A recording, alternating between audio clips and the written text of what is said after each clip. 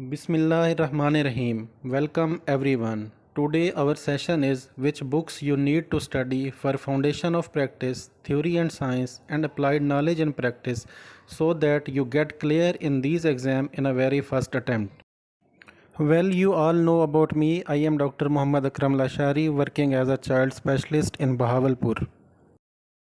My advice for every beginner should start his study with illustrated textbook of pediatrics.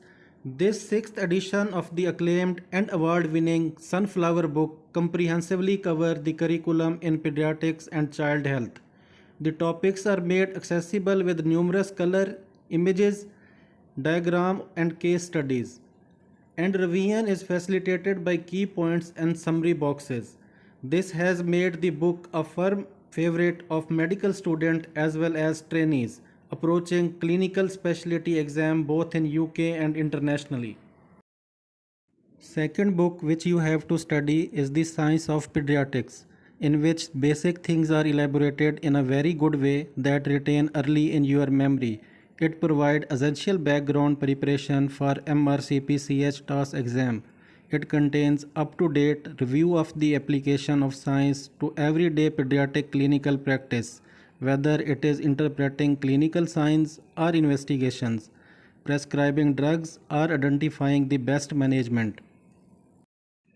Third book which you should read carefully is Applied Knowledge in Pediatrics mrcpch Master Course, the essential guide to passing the mrcpch Applied Knowledge in Practice exam, closely aligned to the RCPCH theory exam syllabus and reflective of the current UK practice.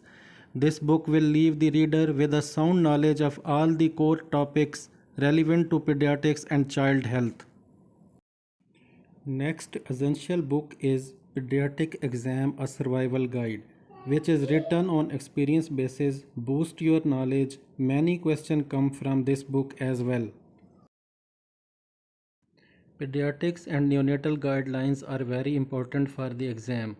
Most important guidelines are DK, UTI, asthma, HSP, varicella, TB, celiac disease, febrile convulsion, ITP, HIV, hepatitis B virus, IVD, meningococcal, bronchiolitis, CRU or epiglottitis, JOLT, and last one, shock. Now is the turn of clinical cases. First of all, clinical cases for foundation of practice. Using a similar question format to the exam, this publication gets to the heart of what examiner are looking for in a successful candidate performance, an invaluable resource for studying or preparing to apply for FOP. Next book is Clinical Cases for Theory and Science, with 50 clinical cases with the underpinning science mapped to the examination syllabus and question and answer on each clinical case. This is the official resource tool for this exam. Next book is Clinical Cases for mrcpch Applied Knowledge in Practice, which is recommended by RCPCH. Past test questions are very important.